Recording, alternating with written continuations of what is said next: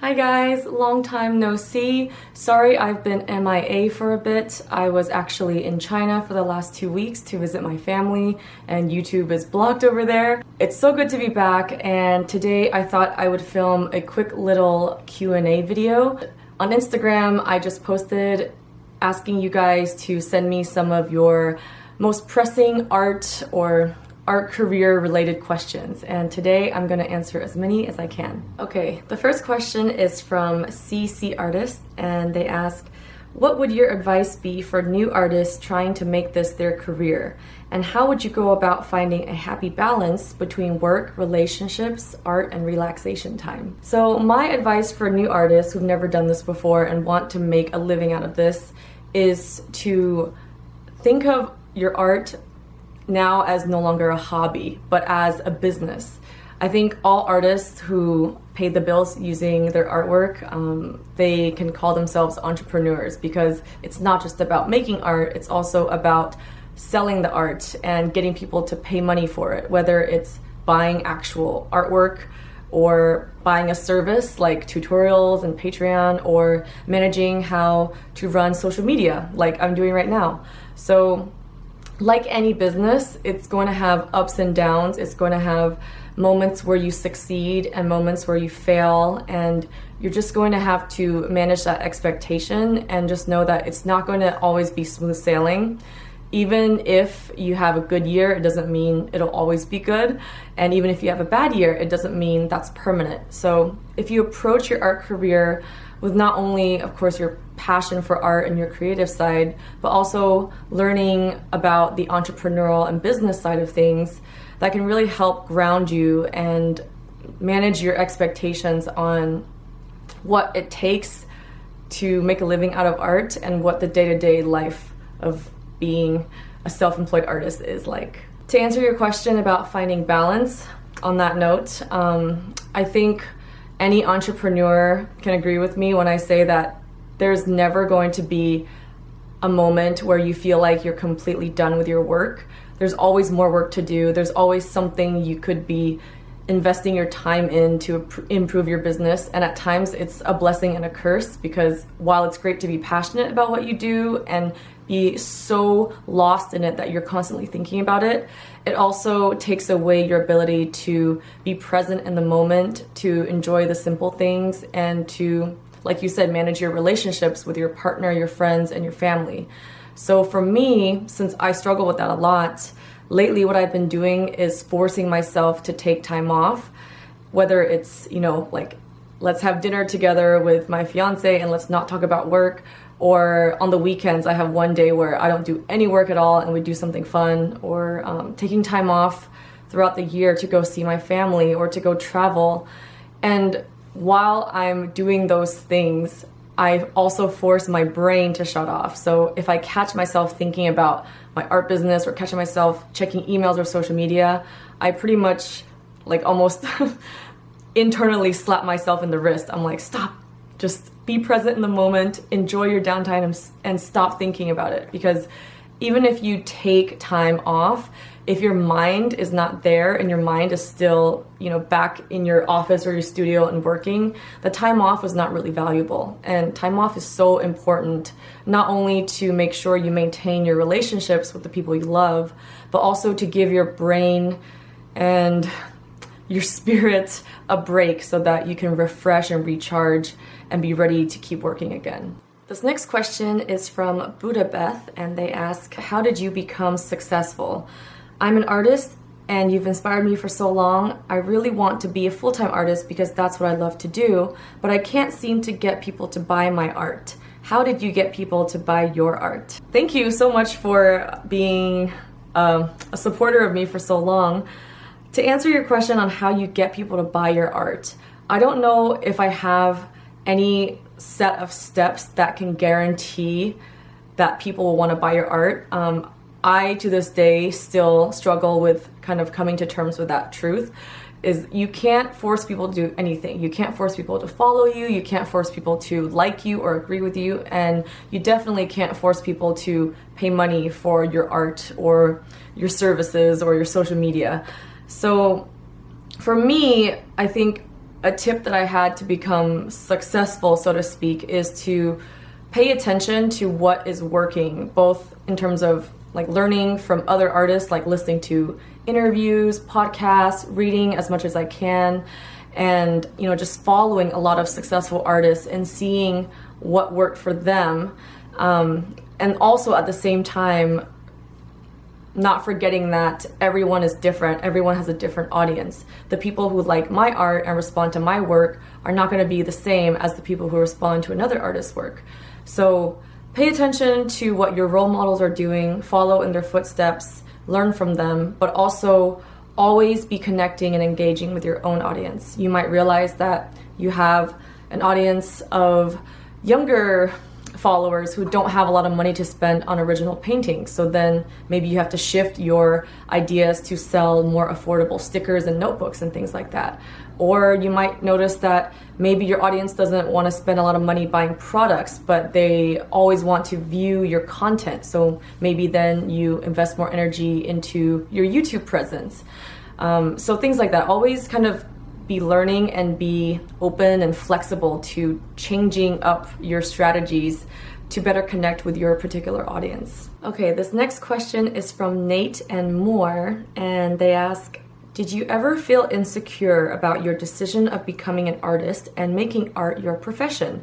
And if you did, how did you keep calm and not quit everything to do something else? Yes, I definitely have felt insecure, and still do to this day. I have moments of feeling really insecure about what I do, not because I'm not passionate about making art, but it's a very unstable career. It's very unpredictable. There's no big company handing me a paycheck every month. And, if I slack off or if I receive a stroke of bad luck, things could all come crumbling down. So there's an insecurity and a fear that goes with it for sure. But I think over time, you just get used to it. I realize that no matter how much money I make or how successful I am or how good of a run I have, I'm always aware that it's not going to be permanent. And I apply that same way of thinking to when things go bad. So over time, you just kind of develop tougher skin and you come to learn to adapt to that insecurity and fear. I would say, as time went on and as I tried to keep my focus more on moving forward and, keep my focus on my passion and my love for what I do, it really helped me learn to live with that insecurity and fear. Art Dispersion asks, if you could have one original painting / art piece in the world, what would it be? So I already know the answer to this. I would love to own the Mark Ryden painting of the Michael Jackson Dangerous album cover. I actually have a large print of it thanks to my awesome fiance who got it for me as a birthday present, but I've never even seen the original in person. To have that in my possession, I would be buried with that. Like, it would be my most prized possession. And Michael Jackson is my all-time favorite singer. Mark Ryden is one of my all-time favorite artists. So the fact that the two worlds collided and made this amazing painting that pays tribute to one of my favorite human beings, just owning it would be a dream. Kuro666 asks, what is your daily routine? Oh, that's a good question because I have been trying to get back into a routine, so I'm gonna have to remind myself, I guess, my ideal daily routine. Lately, it's been a lot of scurrying around trying to make all my little deadlines. But on a normal day, when I'm not just playing catch up, my daily routine involves waking up fairly late morning. I actually do like to sleep in. I have kind of like a nocturnal schedule, so I like to stay up late, wake up late. That's just my natural circadian rhythm. So I wake up anytime between 9:30 and 10:30. I spend about an hour taking care of the animals, just waking up, brushing my teeth, showering, things like that. And then I sit down and start work around 11:30, and then I pretty much work non-stop with no breaks until pretty late at night. I would say 8 or 9. Usually if my fiance comes home earlier and wants to hang out, I'll hang out and then do some work afterwards from 9 to 10. So I try to squeeze in around 9 to 10 hours of work a day. But How that day is spliced up, it really depends on what that week is looking like. I like to split my schedule in terms of weeks instead of days. So I'll see like if I have a lot of prints due that week, I'll probably spend more time of my workday printing and packaging. If I don't have any prints due, I might spend more time that week painting and drawing. Or if I haven't made a YouTube video in a while, I'll spend more time editing. So it really depends, but I try to do a little bit of everything each day. Like I'll never have one day where all I'll do is edit or all I'll do is paint. I usually like to combine 2 or 3 different types of tasks. So paint a little bit for like 3 hours and then maybe edit a video for a couple of hours. And then if I have time, maybe like package a few orders after dinner. So my workday is, yeah, I would say my daily routine is quite hectic. Usually I work myself until I'm really, really tired at night and I like a zombie. And lately I've been trying to change that and actually adapt to like a more normal human lifestyle and introduce other activities, like maybe making time to go to the gym again, or making time to like take my dogs out to the park or go out and buy groceries. Yeah, so that's my current daily routine. Megan Moo Gymnast asks, how long have you done art? I've done art ever since I could remember, probably since I was 3 or 4 years old. But in terms of how long I've done art, like seriously or as a career, I've been a full-time artist since 2014. So it's been a little over 4 years. Artsy Carrie asks, if you could give art advice to your younger self, what would you say? I think now knowing that I am a self-employed artist who is doing this as a career, if I could go back in time and tell my younger self something, it would be to prepare for that. I think for a while, as a young artist, I really didn't have any solid plans or any direction in terms of how I actually could be an artist. I always had a dream of wanting to become an artist, but I never made any steps in that direction other than just doing art in my free time, which is still very useful. But looking back, I would have loved to participated in art online more, like started a social media account of some sort, whether it be DeviantArt or YouTube or Instagram. So I would have really loved to just get a head start on not just creating art, but also learning how to manage the like distribution and reaching my audience side of art. And I also think I would tell myself to engage in social media and the internet more, also to follow other artists and have great role models and examples to learn from, because as a kid, I didn't even know what an art career looked like. I didn't know how artists earn money. I didn't know the different ways you could market yourself or the different types of products you could sell from your art.